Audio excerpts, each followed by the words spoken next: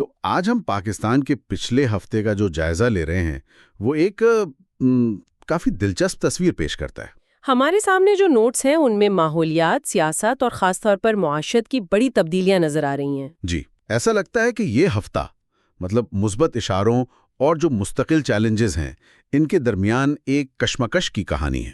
بالکل، ایک طرف دیکھیں تو اسموگ اور یہ 27ویں ترمیم پر سیاسی بحث چل رہی ہے، لیکن جو اصل کہانی ہے وہ تو معاشی اعداد و شمار میں ہے، جو ایک کافی ملی جلی تصویر دکھا رہے ہیں۔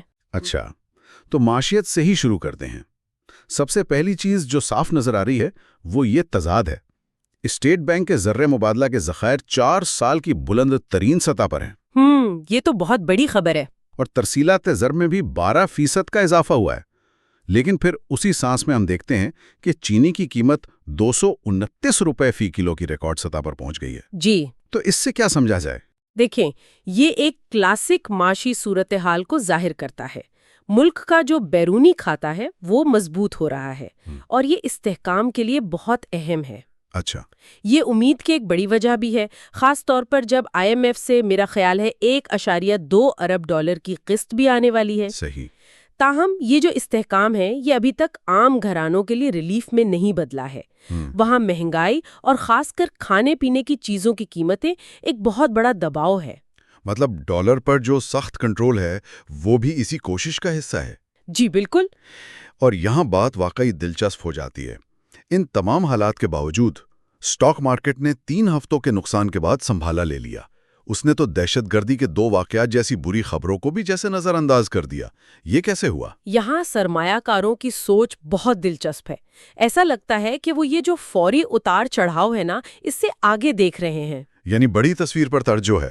بالکل، اور اس بڑی تصویر میں سیاسی استحکام کا امکان اور بیرونی کھاتے کی بہتری شامل ہے، اور یہی امید ہمیں بڑے کارپوریٹ فیصلوں میں بھی نظر آتی ہے۔ جیسے کہ میپل لیف سیمنٹ والا معاملہ؟ جی، ہم دیکھ رہے ہیں کہ maple leaf cement pioneer cement کو خرید کر اس شعبے میں ایک بہت بڑی کمپنی بننے جا رہا ہے۔ اور دوسری طرف جلیٹ پاکستان کا ڈی لسٹ ہونا بھی ایک بڑی خبر ہے۔ درست، وہ اپنی عالمی پیرنٹ کمپنی کے نئے ماڈل پر عمل کرتے ہوئے اسٹاک ایکسچینج سے نکل رہے ہیں۔ یہ سب ایک بدلتی ہوئی مارکیٹ کی علامات ہیں۔ تو ان سب کا مستقبل کے لیے کیا مطلب ہے؟ نوٹس میں یہ بھی ذکر ہے کہ پاکستان 5 سال بعد یورو بانڈ مارکیٹ میں واپس آنے کا ارادہ رکھتا ہے۔ یہ تو ایک بڑی پیش رفت لگتی ہے۔ یہ ایک بہت بڑا اشارہ ہے۔ اگر ہم اسے بڑی تصویر سے جوڑیں تو یہ ظاہر کرتا ہے کہ بین الاقوامی سرمایہ کاروں کا اعتماد بحال ہو رہا ہے۔ اچھا، یہ صرف IMF کے بارے میں نہیں ہے، بلکہ پاکستان کی عالمی مارکیٹ سے اپنی شرائط پر فنڈز اکٹھا کرنے کی صلاحیت کے بارے میں ہے۔ اور اس کے ساتھ ساتھ یہ جو سرکاری اداروں کی اصلاح کے لیے $400 ملین کا ADB پروگرام ہے۔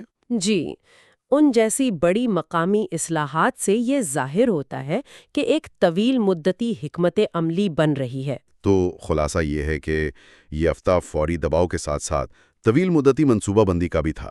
ایک طرف تو بہتر ہوتے زر مبادلہ کے ذخائر ہیں اور سرمایہ کاروں کا اعتماد ہے، جی، تو دوسری طرف شدید مہنگائی ہے۔ بالکل۔ اور یہ ایک اہم سوال اٹھاتا ہے جس پر غور کیا جا سکتا ہے۔ وہ کیا؟